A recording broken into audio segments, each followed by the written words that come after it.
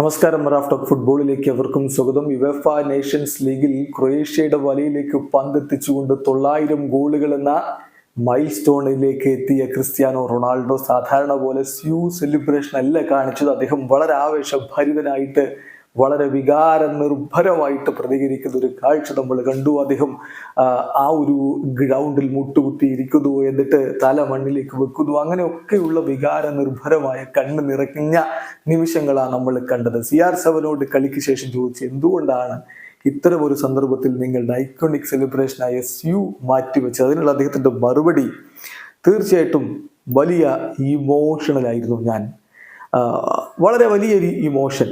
മറ്റെല്ലാ റെക്കോർഡുകളും മറ്റെല്ലാ അച്ചീവ്മെന്റുകളും പോലെ ഒന്നായിട്ട് ഇത് തോന്നാം, പക്ഷെ ഇതിനു വേണ്ടി ഞാൻ എവരിഡേ വളരെയധികം വർക്ക് ചെയ്തിട്ടുണ്ട്. 900 ഗോളുകൾ എന്നുള്ളത് അത് ഒരു യുണീക്ക് നമ്പറാണ് എൻ്റെ കരിയറിൽ. അതുകൊണ്ട് തന്നെയാണ് ഞാൻ വ്യത്യസ്തമായ രൂപത്തിൽ ഇവിടെ പ്രതികരിച്ചു പോയത്.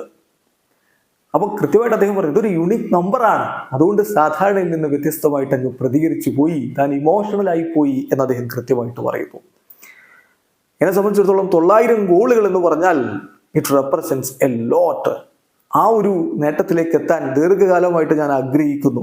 എനിക്കവിടെ എത്താൻ കഴിയുമെന്ന് അറിയാമായിരുന്നു, പക്ഷേ വലിയ രൂപത്തിലുള്ള ഡെഡിക്കേഷനും മറ്റുമൊക്കെ ഉള്ളത് കൊണ്ടാണ് ഇങ്ങോട്ടേക്ക് എത്താൻ കഴിഞ്ഞത് എന്നുകൂടി അദ്ദേഹം പറഞ്ഞു. അപ്പോൾ CR7 സെലിബ്രേഷൻ ആ ഒരു നിമിഷത്തില്, വലിയൊരു അച്ചീവ്മെന്റിന്റെ നിമിഷത്തില് അദ്ദേഹം അറിയാതെ അങ്ങ് മാറ്റിവെച്ചു. കാരണം ഇതൊരു യുണീക്ക് അച്ചീവ്മെന്റ് ആണ്.